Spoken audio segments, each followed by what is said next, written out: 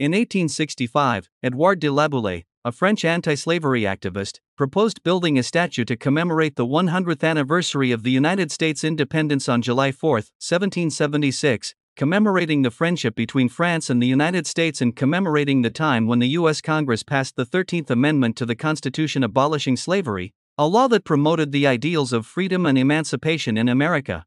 French sculptor Auguste Bartholdi began conceptualizing the design of the Statue of Liberty enlightening the world, also known as the Statue of Liberty. In 1870, Bartholdi's design included many symbolic details.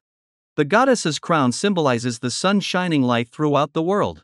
The slate in her left hand is engraved with the Roman numerals of the date of independence, July 4, 1776, and the broken chain at the foot of the statue symbolizes the end of slavery. The torch symbolizes enlightenment and the power of knowledge. Mr. Bartholdi came to America in 1871 and chose Bedloes Island as the location for the statue. The island is small but within sight of all ships entering and leaving New York Harbor, which the sculptor considered the gateway to America. The French and Americans joined hands to build the statue, which cost $650,000 at the time, equivalent to $12 million today.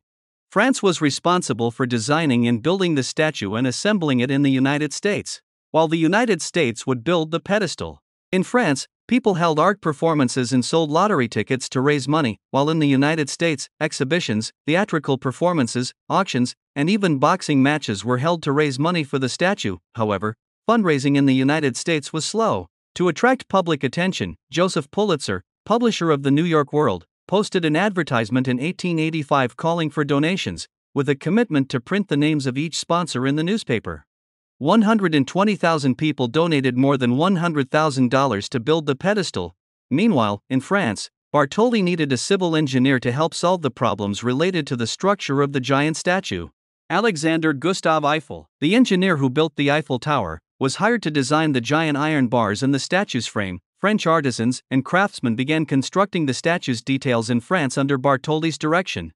The torch-bearing arm was completed in 1876 and the head and shoulders in 1878.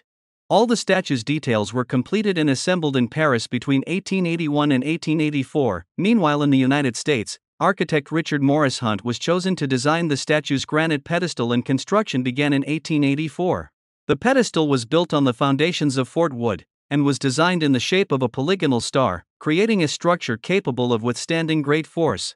The French government presented the 46-meter-tall, 225-ton statue to Levi P. Morton, the American ambassador to France, on the American Independence Day of July 4, 1884 in Paris.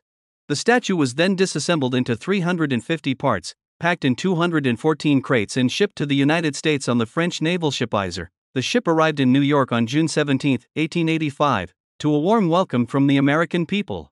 However, the pedestal was not yet completed, and the crates containing the statue were placed on Bedloes Island until April 1886, when the pedestal was completed.